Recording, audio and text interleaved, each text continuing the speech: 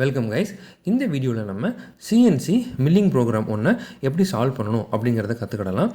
I think நம்ம இதுக்கு முன்னாடி அப்லோட் பண்ணியிருந்த அந்த இன்ட்ரோடக்ஷன் பார்ட் ஃபார் ப்ரோக்ராமிங் அதை நீங்கள் பார்த்துருந்துருப்பீங்கன்னு நினைக்கிறேன். ஓகே, இப்போ நம்ம இந்த டயக்ராம் எடுத்துக்கிடலாம். இந்த டயக்ராமுக்கு தான் நம்ம கோட் எழுத போகிறோம்.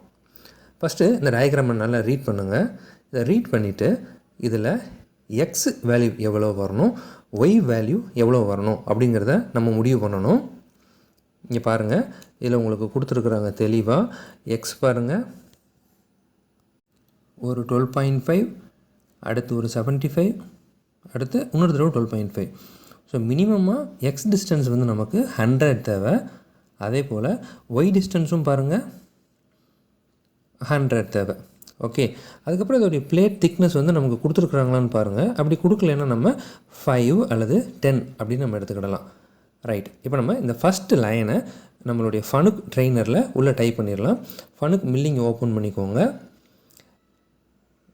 அந்த ஓப்பன் ப்ராக்கெட் போட்டு பில்லட் எக்ஸ் 100, ஒய் 100, இசட் 10 அப்படின்னு கொடுத்தாச்சு. இது கொடுத்த உடனேயும் அதை F9 அப்படிங்கிறத கிளிக் பண்ணி ரன் ப்ரோக்ராமை கிளிக் பண்ணி பாருங்கள். ரைட், நமக்கு அந்த ஆன்சர் விசுவலைஸ் ஆகுதா? இப்போ நீங்கள் ஒருவேளை 3D வேணும் அப்படின்னா செட்டிங்ஸில் போய்ட்டு F10 செட்டிங்ஸில் போய்ட்டு 3D வியூவை ஆன் பண்ணிக்கோங்க. ஓகே, இப்போ நான் சின்னதாக உங்களுக்கு ஒய் வேல்யூவை சேஞ்ச் பண்ணி காட்டுறேன். ஒய்யை நான் 10ன்னு மாற்றுறேன். இங்கே பாருங்கள், ரன் பண்ணும்போது நமக்கு எந்த அளவுக்கு அது அழகாக இமீடியட்டாக மாறிடுச்சுன்னு. அதே போல் எக்ஸை நான் சும்மா ஒரு வேல்யூ மாற்றி காட்டுறேன், இசட்டை மாற்றி காட்டுறேன். இங்கே பாருங்கள், இம்மீடியட்டாக நம்ம மாற்றுற வேல்யூஸுக்கு ரன் பண்ணி பார்க்கும்போது நமக்கு இந்த சிமுலேட்டரில் அதற்கான ஒரு ப்ராடக்டுடைய டைமென்ஷன்ஸ் நமக்கு தெரிஞ்சிருக்கும். ஓகே, இப்போ நம்ம நெக்ஸ்ட்டு லைனுக்கு போகலாம். நெக்ஸ்ட்டு லைனில் என்ன இருக்குது அப்படின்னு பார்த்தீங்கன்னா, tool def tool number 01 D06 அப்படின்னா என்ன அப்படின்னு பார்த்தீங்கன்னா, டூல் நம்பர் 1 கால் பண்ணுறாங்க. அதுக்கப்புறம் அதோடைய டயாமீட்டர், நம்ம எடுத்துக்கிட்ட டூலுடைய டயாமீட்டரை D அப்படின்ட்டு ஸ்பெசிஃபை பண்ணுறாங்க. அதோடைய வேல்யூ 6 அப்படின்னு நமக்கு இருக்குது. நீங்கள் அதை சேஞ்ச் பண்ணி பாருங்களேன். நான் இப்போ 1 அப்படின்னு போட்டு சேஞ்ச் பண்ணி அதை ரன் பண்ணி பார்க்குறச்ச எனக்கு இந்த மாதிரி அவுட்புட் வருது. Right, super. இப்போ நம்ம நெக்ஸ்ட் லைன் போயிடலாம். நெக்ஸ்ட்டு எட்ஜ் மூவ் அப்படிங்கிறது நம்ம கொடுக்குறோம். ஸோ ஜென்ரலாக நிறைய பேர்த்துக்கு இது என்ன அப்படிங்கிறது இன்னும் தெரியாமல் இருக்குது. ஐ ஹோப் உங்களுக்கு இனிமேல் அது புரிஞ்சிடும்னு நினைக்கிறேன்.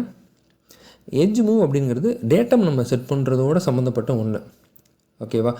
ரைட்டு, நான் எட்ஜ் மூவை நான் என்ன பண்ணியிருக்கிறேன்னா, இந்த ஆப்ஜெக்டுடைய லெஃப்ட் எக்ஸ்ட்ரீம் பிளேஸ் என்னுடைய மெஷினுடைய டேபிளில் எந்த இடத்துல வரப்போகுது அப்படிங்கிறத நான் சொல்கிறேன். அது எக்ஸ் -50யும் ஒய் -50யும் நான் வச்சுக்கிறேன். அதே நேரத்தில் நான் என் டேட்டாமை பேஸ் பண்ணி தான் இந்த எட்ஜ் மூவை லொக்கேட் பண்ணியிருக்கேன் அப்படிங்கிறத நீங்கள் மறந்துடக்கூடாது. ஓகேவா? ரைட், நான் என்னுடைய டேட்டாமை நான் எங்கே செட் பண்ணணுன்னு மனசில் வச்சுருக்கேன் அப்படின்னு பார்த்தீங்கன்னா, இந்த பிளேட்டுடைய மிடில் பாயிண்ட், சரிங்களா? அதாவது எக்ஸ் ஆக்சிஸில் 50, ஒய் ஆக்சிஸில் 50, இந்த பர்டிகுலர் பிளேட்டுக்கு அந்த பர்டிகுலர் மிடில் பாயிண்ட்டுடைய பிளேஸில் தான் நான் டேட்டாமை செட் பண்ண போகிறேன். ஜென்ரலாக டேட்டாமை நம்ம செட் பண்ணுற பிளேஸ் எக்ஸ் 0வாக இருக்கும், ஒய் 0வாக இருக்கும். ஓகே, ஒருவேளை நீங்கள் டேட்டாமை இந்த லெஃப்ட் எக்ஸ்ட்ரீம் கார்னரில் செட் பண்ணியிருந்தீங்க அப்படின்னா எட்ஜ் மூவையும் எக்ஸ் 0 ஒய் 0 அப்படின்னு வச்சுருந்தீங்கன்னா உங்களுக்கு சூப்பராக ரன் ஆகும். பட் அதுக்கேற்ற போல் நீங்கள் அந்த கோடிங்கில் கொஞ்சம் சேஞ்ச் பண்ணுற மாதிரி இருக்கும். ஓகே, நீங்கள் இதே மாதிரி ஃபாலோ பண்ணிக்கோங்க. ஏன்னா இது ஒரு சிமெட்ரிக்கான ஒரு ஆப்ஜெக்ட் தான்.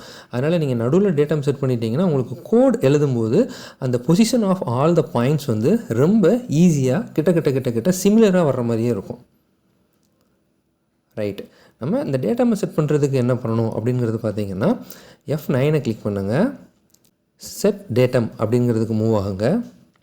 அதுக்கப்புறம் உங்களுடைய கீபோர்டில் ஆரோஸ் இருக்கும் இல்லையா, அந்த ஆரோஸை ரைட் ஆரோ லெஃப்ட் ஆரோவை கிளிக் பண்ணிங்கன்னா எக்ஸில் வேல்யூஸ் சேஞ்ச் ஆகும். அதை நீங்கள் 50 அப்படிங்கிறதுக்கு சேஞ்ச் பண்ணி வச்சுக்கோங்க. அதே போல் அப் ஆரோ டவுன் ஆரோவை சேஞ்ச் பண்ணி ஒய்யை 50 அப்படிங்கிறதுல செட் பண்ணிவிட்டு என்டரை டைப் பண்ணிடுங்க.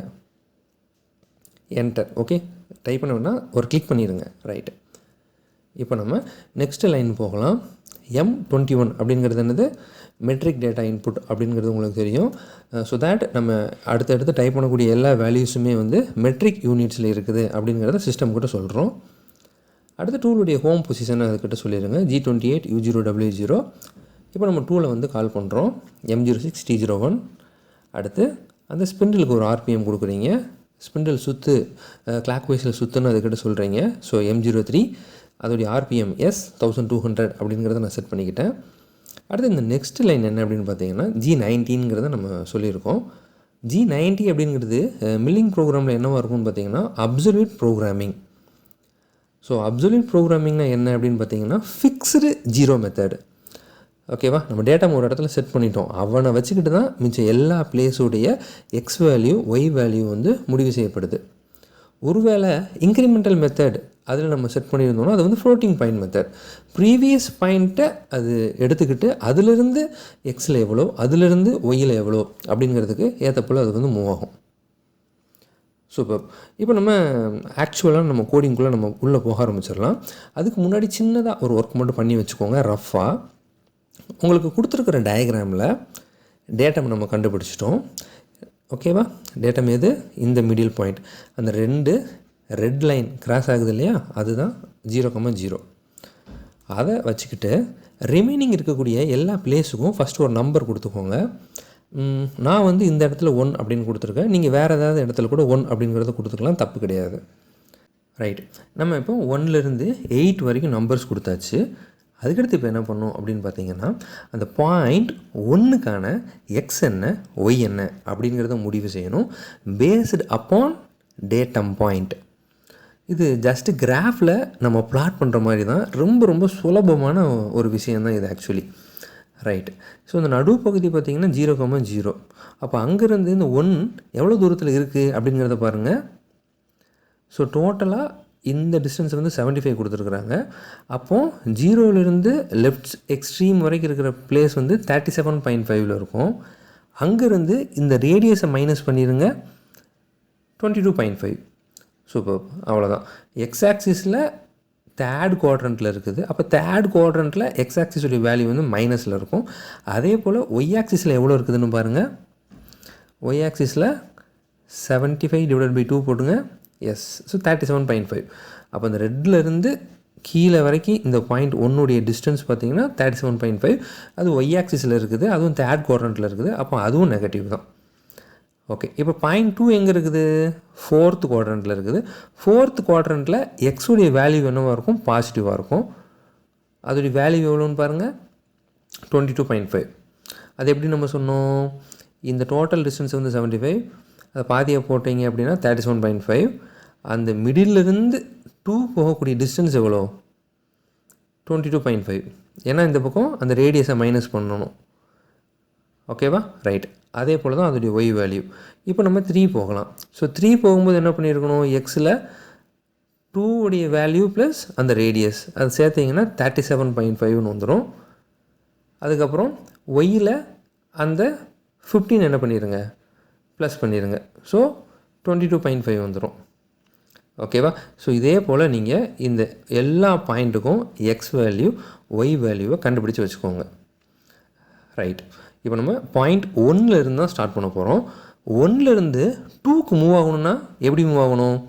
Straight line. ஸ்ட்ரெயிட் லைனாக மூவ் ஆகணும்னா என்ன கோடு? G01. அவ்வளவுதான். 2லேருந்து 3 போகணும். அது எப்படி இருக்குது? ஒரு கர்வேச்சராக இருக்குது. அந்த கர்வேச்சர் கிளாக் வைஸாக ஆன்டி கிளாக் வைஸாக? 2லேருந்து தான் 3க்கு போகணும். அப்போது 2லேருந்து 3க்கு போகிறதுக்கு நீங்கள் ஒரு வட்டம் வரைகிறீங்க. அந்த வட்டம் என்ன வட்டமாக இருக்கும்? கிளாக் வைஸில் போகிற வட்டமாக இருக்கும். அப்போ கிளாக் வைஸில் போகிற அந்த வட்டத்துக்கு என்ன நம்ம கோடு வச்சுருக்குறோம்? G02ன்னு வைக்கணும். சூப்பர்.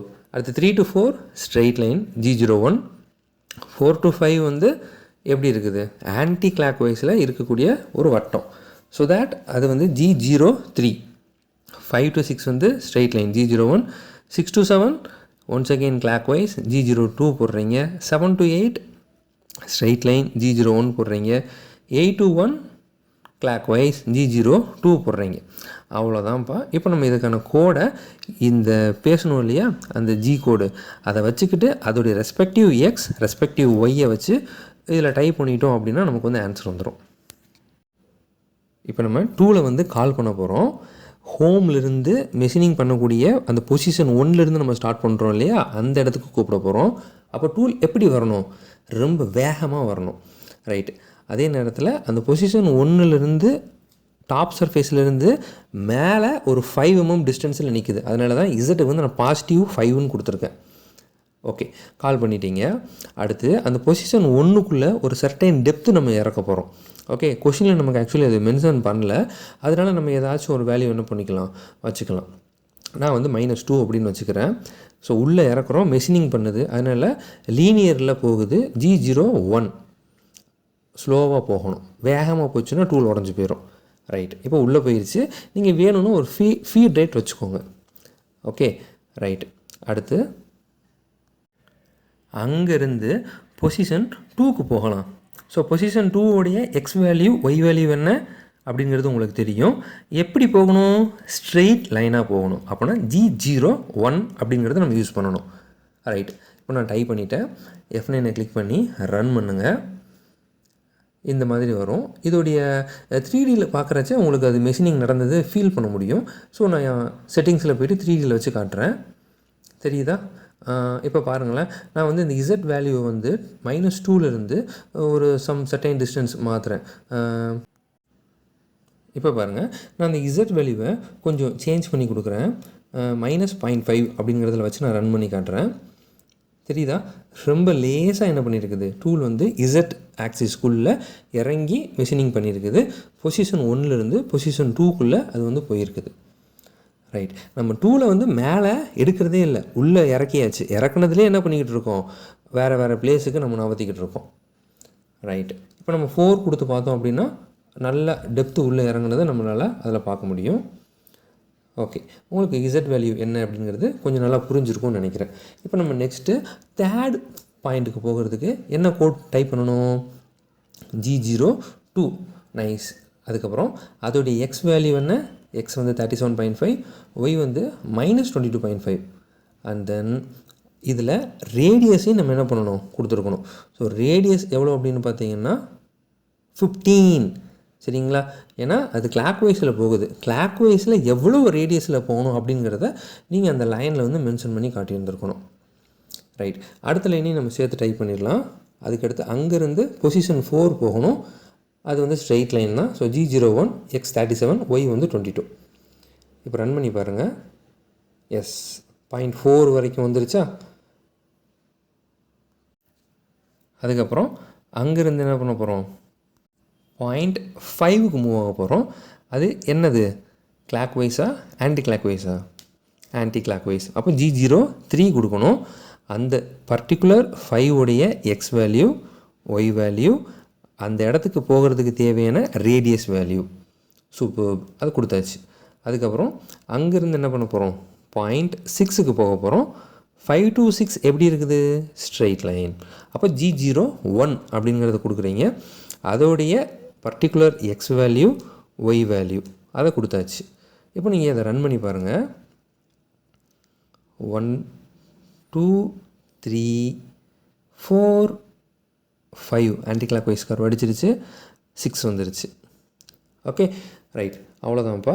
இதே போல் மிச்சம் எல்லாத்தையும் பண்ணால் ஆன்சர் வந்துடும். இதோடைய 3D மட்டும் பாருங்கள். ஃபேன்டாஸ்டிக். இது வரைக்கும் நம்ம 3D காட்டிட்டோம். இதே போல் நீங்கள் என்ன பண்ணுறீங்க, மிச்சம் இருக்கக்கூடிய பாயிண்ட்டான 7 8 8லேருந்து 1 வர்றதுக்கும் நீங்கள் என்ன பண்ணியிருக்கணும், அந்த கோடு டைப் பண்ணியிருக்கணும். அப்போனா தான் நமக்கு என்ன வந்திருக்கும், இந்த ப்ரொஃபைல் வந்து கம்ப்ளீட்டாக வரும். சரிங்களா? ஒருவேளை நீங்கள் அதை டைப் பண்ணலன்னு வச்சுக்கோங்களேன், இந்த இடத்தோட அது வந்து நின்றும். ஓகே, இதை க்ளோஸ் பண்ணணும் நம்ம. ஓகேவா? ரைட்டு. 8 1 வர்றதுக்கு என்ன கோடு, கிளாக் வைஸா ஆன்டி கிளாக் வைஸா? Clockwise. சூப்பர். அப்போ G02 போடுறீங்க. அந்த பொசிஷன் 1க்குரிய எக்ஸ் வேல்யூ ஒய் வேல்யூ அது வர்றதுக்கான ரேடியஸ் வேல்யூ ஆர் அது எல்லாத்தையும் கொடுக்குறீங்க. அதுக்கப்புறம் முடிச்சாச்சு. முடிச்சதுக்கப்புறம் என்ன பண்ணுறோம், 2ல் வெளியில் எடுக்கிறோம். அதனால் G00 Z5 அப்படின்னு நம்ம கொடுக்குறோம். கொடுத்ததுக்கப்புறம் திருப்பி டூவில் என்ன பண்ணுறோம், நீ வந்து ஹோம் பொசிஷனுக்கு போயிடு அப்படின்ட்டு சொல்கிறீங்க. அதனால் G28 U0 W0 போடுறீங்க. அடுத்து ப்ரோக்ராம் ஸ்டாப், ஸ்பெண்டில் ஸ்டாப், ப்ரோக்ராம்லேருந்து வெளியில் வா அப்படிங்கிற மாதிரி உங்களுக்கு என்னென்ன தேவையோ அந்த நெசசரி இன்ஸ்ட்ரக்ஷனை உங்கள் மெஷின் கிட்டத்தில் சொல்லிடுங்க. அவ்வளோதான்ப்பா. இப்போ ப்ரோக்ராமை ஃபுல்லாக ஒரு தடவை ரன் பண்ணி காட்டிடுறேன். ஃபேன்டாஸ்டிக், நமக்கு தேவையான அவுட்புட் வந்துடுச்சு. ஒருவேளை அந்த டீயில் நீங்கள் வேல்யூவை சேஞ்ச் பண்ணி பார்த்தீங்கன்னா இந்த மாதிரியெல்லாம் நமக்கு வரும். சரிங்க, நான் D15 போட்டு ரன் பண்ணி காட்டியிருக்கேன் பாருங்கள் எப்படி வந்திருக்குதுன்னு. சூப்பர். இது ரொம்ப ஈஸியானது தான். ஐ திங்க் உங்களுக்கு இது இப்போ ரொம்ப கிளியராக புரிஞ்சுருக்கும்ன்ட்டு. நீங்கள் இந்த சாஃப்ட்வேரை டவுன்லோட் பண்ணுங்கள். இது ரொம்ப சின்ன சாஃப்ட்வேர் தான், ஒரு 5 MB சாஃப்ட்வேர் தான். இதை கரெக்டாக இன்ஸ்டால் பண்ணிவிட்டு நீங்கள் உங்களுக்கு வேணுங்கிற மாதிரி டிஃப்ரெண்ட் ப்ரொஃபைல்ஸில் ஒர்க் பண்ணி பாருங்கள். ஆக்சுவலி நம்மளுடைய ரியல் டைம் மேனுஃபேக்சரிங் எல்லாத்துலேயுமே வந்து மில்லிங் மெஷின் தான் நம்ம யூஸ் பண்ணுவோம். Okay, VMC vertical machining centres தான் வந்து யூஸ் பண்ணுவோம். அதனால் இந்த கோடு உங்களுக்கு தெரிஞ்சிருந்துச்சுன்னா ரொம்ப சுலபமாக நீங்கள் அங்கே என்ன ஒர்க் பண்ணுறாங்க அப்படிங்கிறத புரிஞ்சுக்கிட முடியும். ஒருவேளை உங்களுக்கு டைம் இருந்துச்சு அப்படின்னா ஒரு 3 to 4 days ஏதாவது ஒரு VMC ஷாப்புக்கு போயிட்டு சின்னதாக ஒரு ட்ரைனிங் அட்டன் பண்ணிவிட்டு வாங்க, உங்களுக்கு ரொம்ப ஹெல்ப்ஃபுல்லாக இருக்கும். Thank you. Thanks for learning here. You can.